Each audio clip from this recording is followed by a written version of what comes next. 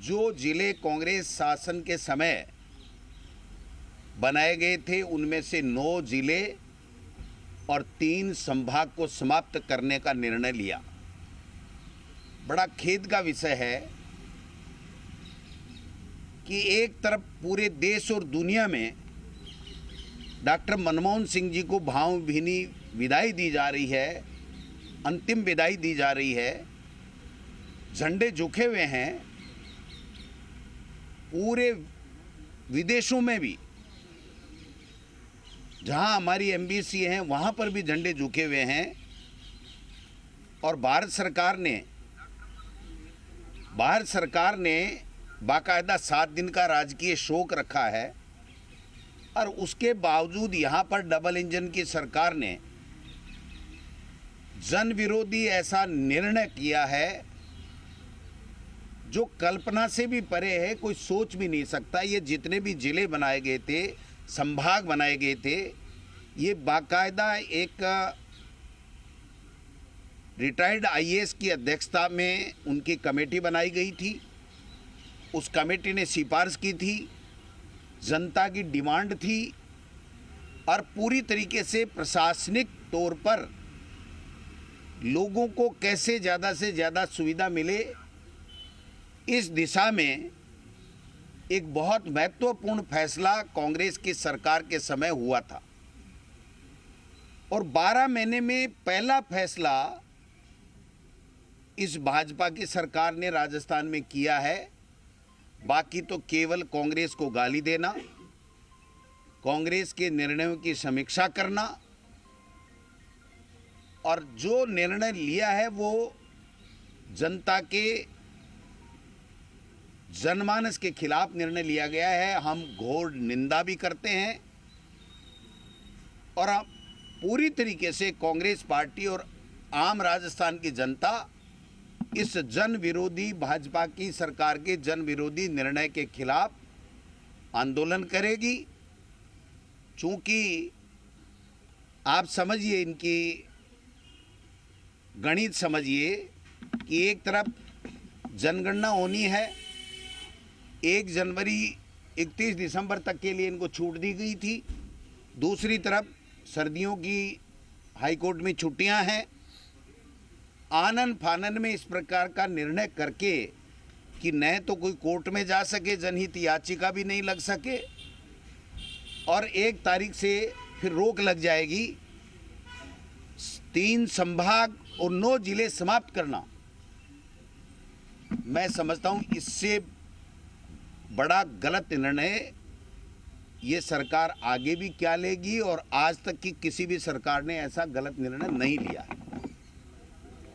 हम लोग जनता के साथ कंधे से कंधे मिला करके इनके इस अलोकतांत्रिक, विवेकहीन और पर्ची से लिए गए निर्णय के खिलाफ जन आंदोलन करेंगे। अगर आवश्यकता हुई तो हम माननीय न्यायालय की शरण भी लेंगे।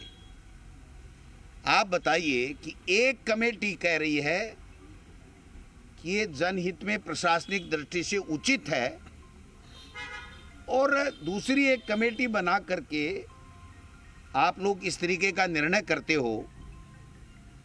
मैं समझता हूं कि राजस्थान की जनता देख रही है। मुख्यमंत्री जी कुछ 5, 10, 15, 20 दिनों से ज़्यादा ही जा रहे थे दिल्ली, तो हम ये सोच रहे थे कि कोई प्रधानमंत्री जी को यहाँ बुलाएंगे तो कोई तोहफा देंगे, वो तोहफा भी नहीं दे पाए। ईआरसीपी को राष्ट्रीय परियोजना भी नहीं बना पाए और कोई पैकेज भी नहीं दिला पाए कोई विशेष। और ये तो 10, 5, 15 दिन से जो अप डाउन चल रहा था, ये यही अप डाउन चल रहा था कि वहाँ से कब पर्ची आए और कब इस तरीके से जनता के हितों पे कुठाराघात ये कर सकें। ये भजन लाल जी निर्णय करके खुश हो रहे होंगे, लेकिन इनको पता नहीं है ये बीजेपी के अमित शाह जी और मोदी जी है ना, ये हरियाणा में खट्टर बनाते हैं ना, वैसे इनको भी हरियाणा का खट्टर बना करके गलत निर्णय करा करके अपनी राजनीतिक रोटियां तो सेक लेंगे और उसके बाद में इनको हटा के कहेंगे कि नहीं आप तो फेल हो गए, कोई दूसरा आएगा। तो मुख्यमंत्री जी को अपना विजन दिखाना चाहिए था, हिम्मत दिखानी चाहिए थी, ऐसे सरेंडर नहीं होना चाहिए था।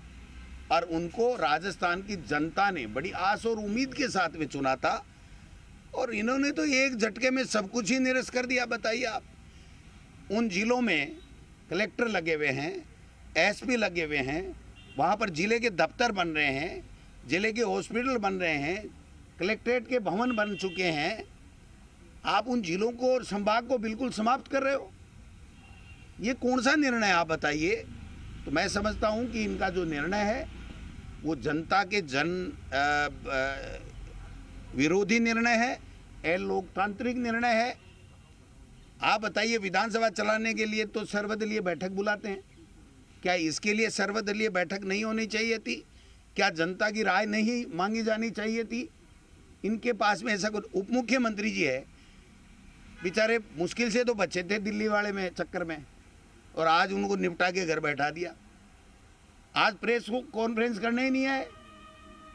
अरे भाई प्रेमचंद बैरवा जी, जनता में किस मुंह से आप अपना चेहरा दिखाओगे कि आपका जिला जो बरसों से डिमांड कर रहे थे, आपका जिला चला गया, आप उप मुख्यमंत्री हो। किस बात के उप मुख्यमंत्री हो?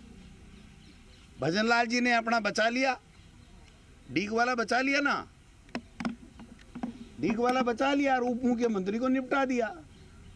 तो ये जो खेला किया गया है, मैं समझता हूं ये जो 12 महीने से सरकार पूरी तरीके से विफल हो रही थी, उससे लोगों का ध्यान हटाना और जनता को कैसे परेशान करना, ये कोई बदले की भावना से कार्रवाई होती है क्या सरकारों में?